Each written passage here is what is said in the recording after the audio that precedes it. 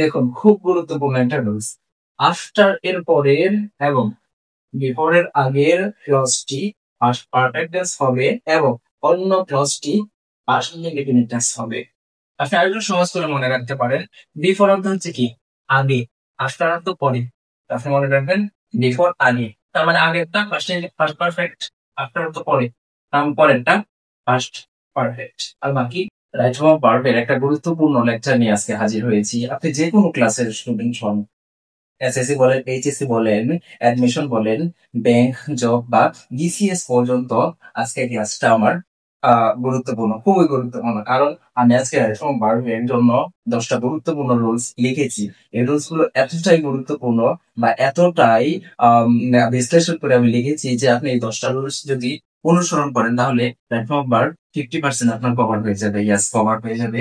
এই জন্য চলুন আমার এখানে যে 10টা রুলস লিখে রেখেছি, এই 10টা রুলস দেখে আসি। আমি কথা দিচ্ছি, এই 10টা রুলস আপনি আয়ত্ত করেন। যদি আপনি লাইফ ওভার 50% না পারেন, তখন আপনি বলিয়েন যে আমি কেন পারি নাই। শুধু দেখেন রুলস গুলো আমি একদম বেসিক পর্যায়ে 10টা রুলস আলোচনা করেছি।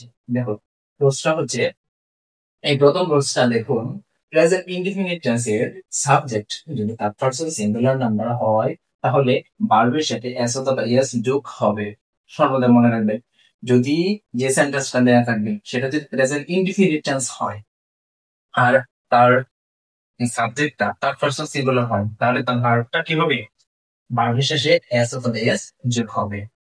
এখন সাবজেক্ট যে থার্ড পারসন সিঙ্গুলার, যারা থার্ড পারসন সিঙ্গুলার ছিলেন না তাদেরকে একটা টেকনিক দিয়ে দিচ্ছে, সারা জীবনের জন্য মনে রাখবেন, হি, শি, ইট, হি, শি, ইট বা কোনো এক বছর নাম, এগুলো হচ্ছে থার্ড পারসন সিঙ্গুলার। আর দুনিয়াতে যত নাম্বার আছে সবগুলো অন্যান্য নাম্বার। থার্ড পারসন প্লুরাল আছে, ফার্স্ট পারসন আছে। তো আপনাকে শুধু মনে রাখতে হবে এই থার্ড পারসন সিঙ্গুলার। আর থার্ড পারসন সিঙ্গুলার হচ্ছে কি, হি, শি, ইট বা কোনো এক বছর নাম, এগুলো হচ্ছে থার্ড পারসন সিঙ্গুলার। আর বাকি সব বাদ দেন, শুধু এগুলো। তো হি, শি, ইট বা কোনো এক বছর নাম যদি বাকি সাবজেক্ট হয় আর সেই সেন্টেন্সটা যদি প্রেজেন্ট ইনডিফিনিট টেন্স হয় তাহলে ভার্বের সাথে এস অথবা এস যোগ করবেন। দেখুন এখানে আমি লিখে রেখেছি এক্সাম্পল, হি ইটস রাইস, সে ভাত খায়, এটা কি প্রেজেন্ট ইনডিফিনিট টেন্স। আর সাবজেক্টটা কি, থার্ড পারসন সিঙ্গুলার। এই জন্য ইট শব্দটার সাথে এস যোগ পেয়েছি, ভার্বের সাথে এস যোগ করেছি, কারণ থার্ড পারসন সিঙ্গুলারে এস অথবা এস যোগ হবে। তারপর যেটা দেখুন, he plays football, say football খেলেন, তো এখানে কি প্রেজেন্ট ইনডিফিনিট টেন্স আর এই থার্ড পারসন সিঙ্গুলার, এই জন্য প্লে শব্দের সাথে এস যোগ করেছি। তারপর যেটা দেখতে, দেখুন এতক্ষণ তো দেখেছি এগুলো, এখন বিপরীত একটা সেন্টেন্স দেখি, they play football every afternoon. দেখুন এভরি কথাটা কোনো বাক্যে থাকলে সেটা হবে কি প্রেজেন্ট ইনডিফিনিট টেন্স হবে। যেহেতু এটা প্রেজেন্ট ইনডিফিনিট টেন্স, তো এখানে আমার কথা ছিল থার্ড পারসন সিঙ্গুলার হলে মূল ভাবের সাথে এস অথবা এস যোগ হবে। কিন্তু এখানে তো থার্ড পারসন সিঙ্গুলার না, এগুলো তো কি প্লুরাল, থার্ড পারসন প্লুরাল।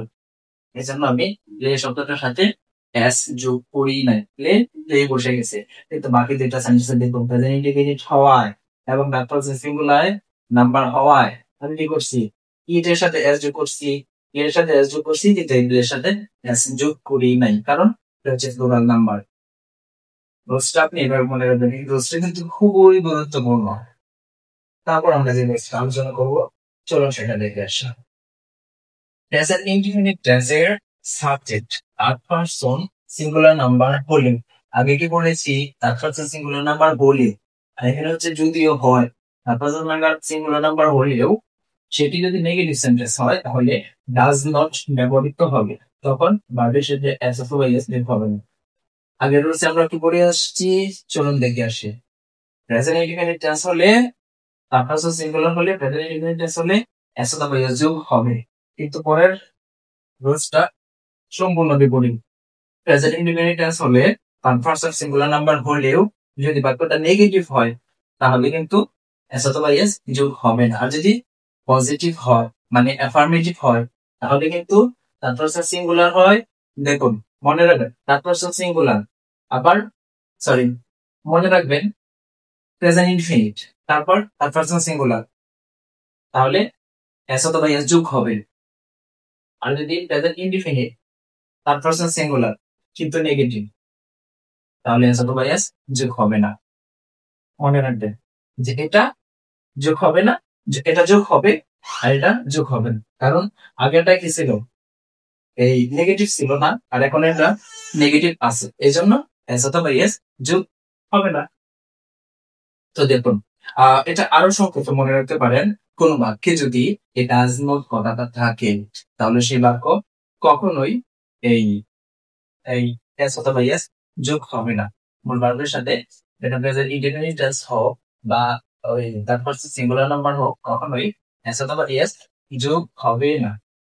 তো উদাহরণ স্বরূপ দেখে আসি, এখানে আমি উদাহরণ লিখেছি, Ashish does not eat rice, Ashish ভাত খায় না। তো এখানে দেখুন, মূলত এই সেন্টেন্সটা হচ্ছে কি প্রেজেন্ট ইনডিফিনিট। তারপর সাবজেক্টের দিকে যদি লক্ষ্য করি, এটা হচ্ছে থার্ড পারসন সিঙ্গুলার নাম্বার, কথা ছিল থার্ড পারসন সিঙ্গুলারের পরে এস অথবা এস যোগ হবে, আমরা আগের রুলসে দেখে আসছি।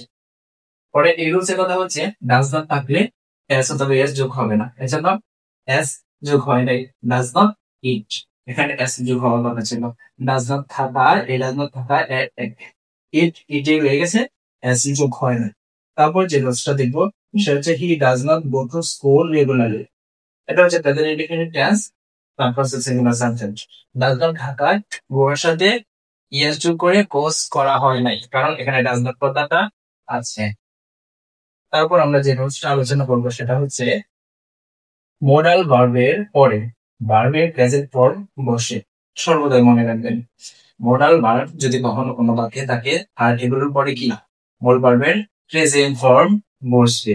দেখুন মডাল ভার্ব গুলো দেখে আসি। এই মডাল ভার্ব সমূহ আমি এখানে লিখে রেখেছি, ক্যান, কুড, তারপর হচ্ছে শ্যাল, শুড, উইল, ওট, মে, মাইট, তারপর হচ্ছে have to, has to, must, etcetera.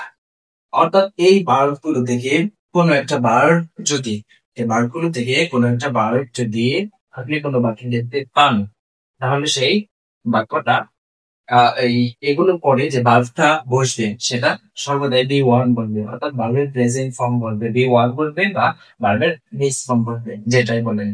এই one, present form, base form সবটাই এক। আচ্ছা, এখন উদাহরণ এক্সাম্পল আমি লিখে গেছি, হি ক্যান রু দা ওয়ার্ল্ড, ক্যান কথাটা থাকায় এরপর ভার্ব ওয়ান বসাইছি, তারপর হচ্ছে ইউ মাস্ট, মাস্ট থাকায় কাম বসাইছি। তারপর দেখুন I shall go to the school, shall থাকায় পরে গো ভার্বটা প্রেজেন্ট ফর্ম অর্থাৎ বি ওয়ান বসেছে। তারপর আমরা যে রুলসটা আলোচনা করব, চলো।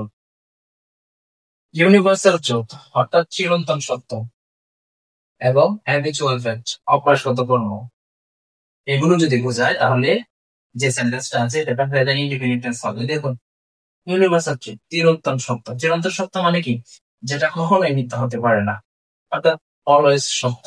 যেমন আমি যদি বলি সূর্য পূর্ব থেকে উদিত হয়, তাহলে এটাকে মিথ্যা, কখনোই মিথ্যা নয়, এটা চিরন্তন সত্য।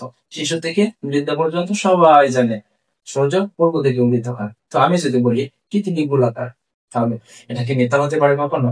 আমরা সবাই জানি পৃথিবী গোলাকার। আচ্ছা, তাহলে এগুলো কি চিরন্তন সত্য। আর এই চিরন্তন সত্য যদি কোনো বাক্য দ্বারা বোঝায়, তাহলে সেই বাক্যটাকে আমরা কি করবো, প্রেজেন্ট ইনডিফিনিট টেন্সে লিখবো। আর হ্যাবিচুয়াল ফ্যাক্ট, হ্যাবিচুয়াল ফ্যাক্ট মানে অভ্যাসগত কর্ম। আমি যদি বলি আমার বাবা নিয়মিত সংবাদপত্র পাঠ করে, তাহলে কি এটা তার একটা অভ্যাস। আমি যদি বলি আমার মা প্রতিদিন সকালে কোরআন পাঠ করে, তাহলে কি এটা তার অভ্যাস। আর আমি যদি বলি আমি প্রতিদিন বিকালে বাজারে যাই, তাহলে কি হবে, এই যে আমার একটা অভ্যাস, আমি প্রতিদিন যাই, এটা একটা অভ্যাস। আমি যদি বলি আমি প্রতিদিন তাহাজ্জুদের নামাজ পড়ি, তাহলে কি হবে, এটা একটা অভ্যাস। আমি প্রতিদিন নামাজ পড়ি, এটা আমার একটা অভ্যাস না। এই জন্য হ্যাবিচুয়াল ফ্যাক্ট মানে কি, অভ্যাসগত কাজ।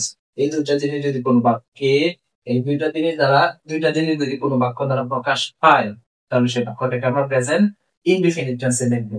দেখুন আমরা এখানে উদাহরণে লিখে রেখেছি, কি লিখে রেখেছি, the sun rises in the east, সূর্য পূর্ব দিকে উদিত হয়, প্রেজেন্ট ইনডিফিনিট।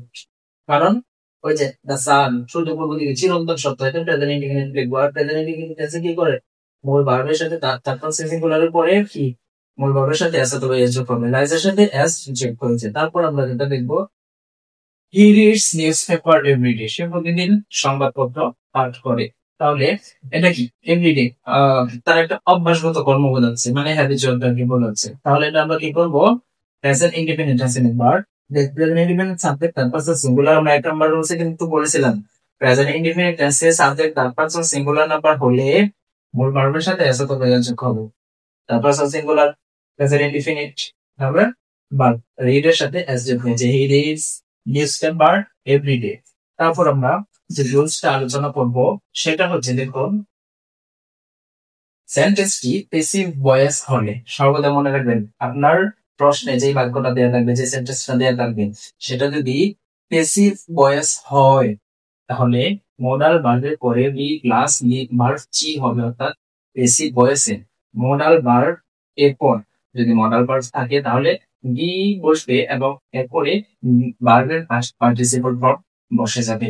তাহলে দেখুন উদাহরণটা আমরা দেখে নিই। এখানে লেখা আছে it can be solved by you, মানে এটা তোমার দ্বারা সমাধান হতে পারে।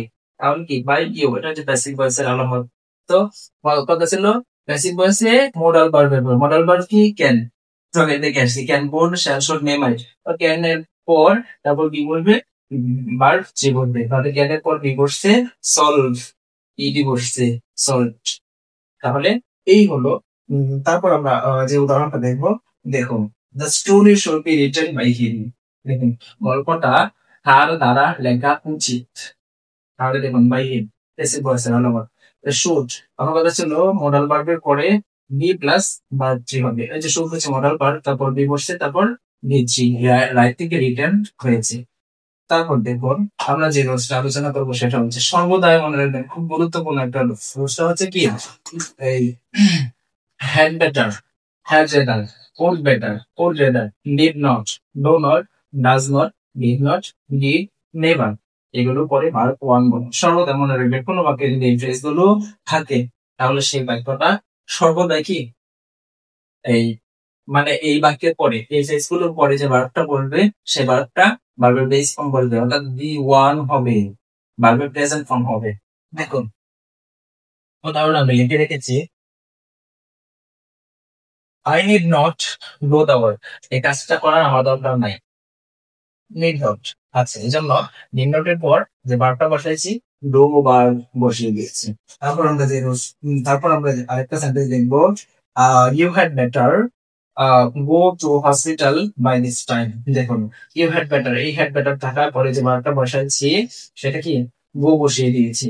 তারপর আমরা যে রুলসটা আলোচনা করবো সেটা হচ্ছে খুব গুরুত্বপূর্ণ একটা রুলস। দেখুন with the view to, look forward two, would you mind both হয় এদের পরে বা এদের পর বার ওয়ান প্লাস আইএনজি হবে, অর্থাৎ এই ফেজ গুলো যদি কোনো বাক্যে থাকে তাহলে এই ফেজ গুলোর পরে যে বাক্যটা বসবে সেই বাক্যটার প্রেজেন্ট ফর্ম বলবে এবং প্রেজেন্ট ফর্মের সাথে আইএনজি যোগ হবে।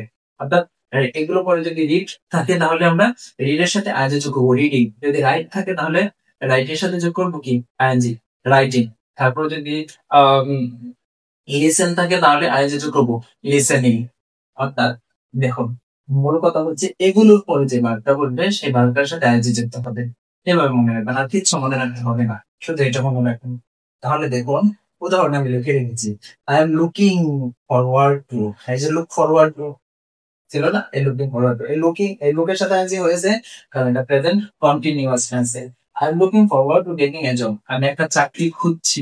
লুক ফরওয়ার্ড টু হচ্ছে লুকিং ফরওয়ার্ড টু হচ্ছে কি খোঁজা। তাহলে এই লুক ফরওয়ার্ড টু আমার পরে আমার কথা ছিল কি ভার্ব ওয়ান প্লাস আইএনজি হবে, এই যে get verb one ING getting, অর্থাৎ আমরা একটা চাকরি খুঁজছি। তো এই ছিল।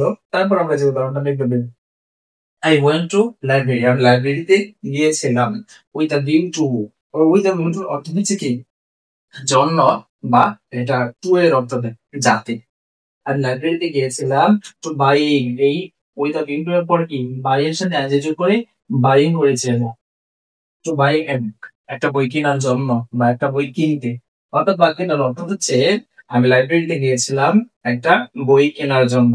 তারপর আমরা যে রুলসটা দেখবো সেই রুলসটা হচ্ছে, দেখুন খুব গুরুত্বপূর্ণ একটা রুলস, আফটার এর পরের এবং বিফোরের আগের ক্লজটি পারফেক্ট টেন্স হবে এবং অন্য ক্লজটি পাস্ট ইনডিফিনিট টেন্স হবে।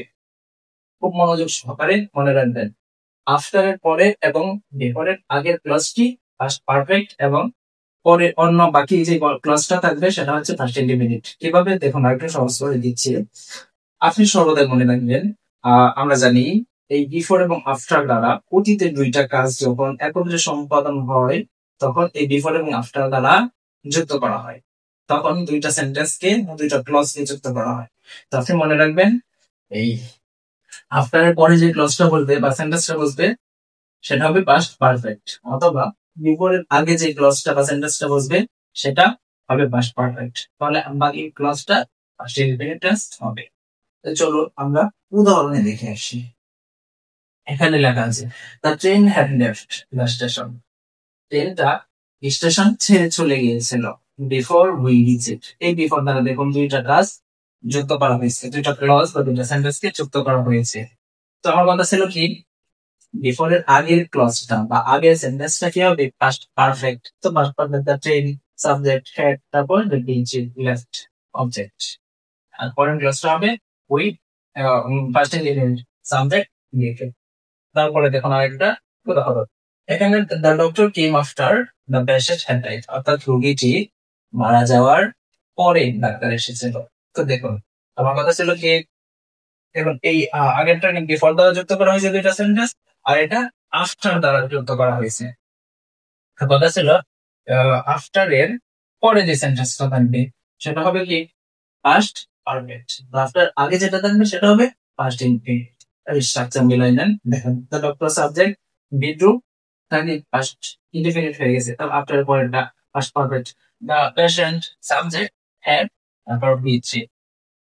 আমি আমার কথা ছিল আপনি শুধু এটা মনে রাখবেন, বিফোর এর আগেরটা আফটার এর পরেরটা, বিফোর এর আগেরটা আফটার এর পরেরটা পাস্ট ইনডিফিনিট, পাস্ট পারফেক্ট, আর বাকিটা পাস্ট ইনডিফিনিট।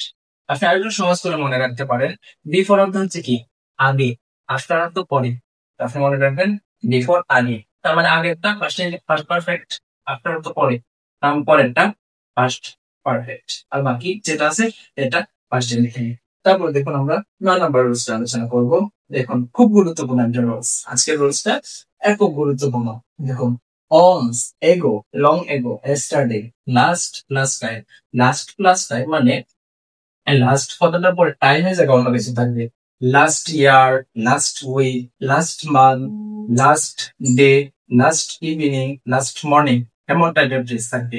তো আমি সবগুলো না লিখে শুধু লাস্ট প্লাস টাইম দিয়েছি, লাস্ট থাকবে, টাইমের জায়গায় অন্য কিছু থাকবে, এবং অতিথি নির্দেশক শব্দ, অর্থাৎ এইগুলো থেকে যে কোনো একটা যদি কোনো বাক্যে থাকে তাহলে সেই বাক্যটাকে পাস্ট ইনডিফিনিট টেন্স লিখতে হবে।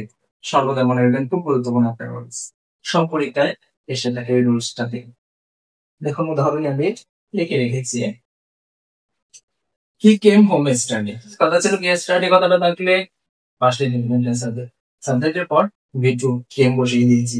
তারপর আমরা যে উদাহরণটা দেখবো, লং এগো, অনেক আগে, এই বসবাস করতো এই দিস ভিলেজ, বাক্যের মধ্যে হচ্ছে অনেক দিন আগে সে এই গ্রামে বসবাস করতো। দেখুন লং এগো কথা টাকায়, তারপর যে বি টু বসিয়েছি সাবজেক্টের পর বি টু বসিয়েছি, মানে পাস্ট ইনডিফিনিট টেন্সে লিখেছি। তারপর দেখুন হি ওয়েন্ট টু কক্সবাজার, সে কক্সবাজারে গিয়েছিল লাস্ট মান্থ, ওই যে বলেছিলাম না লাস্ট প্লাস টাইম, টাইম না থেকে এটা মান্থ, ইয়ার, মর্নিং, উইক এগুলো থাকতে পারে। এখানে আছে লাস্টের পর মান্থ আছে, তাহলে কথা হচ্ছে কি এই লাস্ট মান্থ থাকায় শি ওয়েন্ট, হি ওয়েন্ট, এরপরে বোনা দিয়ে ওয়েন্ট বসিয়েছি, বি টু বসিয়ে বাক্যটাকে পাস্ট ইনডিফিনিট টেন্সে নিয়ে গিয়েছি। তারপর আমরা সর্বশেষ যে রুলসটা আলোচনা করবো সেটা হচ্ছে কোনো বাক্যে যদি, সর্বদা মনে রাখবেন খুব গুরুত্বপূর্ণ একটা রুলস, হ্যাঁ রাইট ফ্রম ভার্ব থেকে যদি আপনাকে প্রশ্ন করে তাহলে এই রুলস গুলো দেখেই প্রশ্ন করতেই হবে। দেখুন just, just now, already, recently, lately, yet, এবার থাকলে বাক্যটি প্রেজেন্ট পারফেক্ট টেন্স হবে। সর্বদা মনে রাখবেন এই ফ্রেজগুলো থেকে, এই শব্দগুলো থেকে কোনো একটা শব্দ বা ফ্রেজ যদি কোনো বাক্যে থাকে আপনি সেই বাক্যটাকে সরাসরি পারফেক্ট টেন্সে, পারফেক্ট টেন্স স্ট্রাকচার অনুসরণ করে লিখে দিবেন।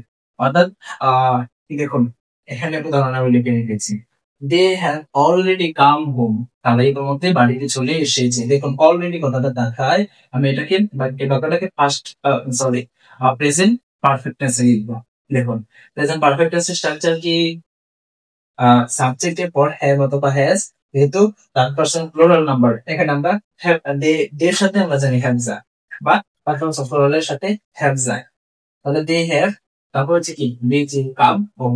আর এই অ্যাডভার্ব, এটা হচ্ছে অ্যাডভার্ব। সর্বদা মনে রাখবেন অ্যাডভার্ব কখনো বাক্যের স্ট্রাকচার হতে পারে না। স্ট্রাকচার হতে পারে নাউন, প্রোনাউন, অ্যাডজেক্টিভ, ভার্ব, অন্যান্য এগুলো হচ্ছে মূলত বাক্যের স্ট্রাকচার মেনটেন করে বসে। এই অ্যাডভার্ব, কিছু অ্যাডভার্ব আছে মাঝে বসে যায়, কিছু অ্যাডভার্ব আছে প্রথমে বসে যায়, কিছু অ্যাডভার্ব আছে পরে বসে যায়। তার মূল কথা হচ্ছে এই অ্যাডভার্ব বাদ দেন। তাহলে দেখুন অ্যাডভার্ব বাদ দিয়ে বাক্যের স্ট্রাকচারটা হয় কিনা। দেখুন সাবজেক্ট হ্যাভ অথবা হ্যাজ, হ্যাভ দিলাম, তারপর বিজি, তারপর অবজেক্ট। এবার সারা বাক্যের স্ট্রাকচার হয়েছে। আর আমার কথা ছিল অলরেডি বাক্যে থাকায় বাক্যটাকে পারফেক্ট প্রেজেন্ট পারফেক্ট টেন্সে লিখতে।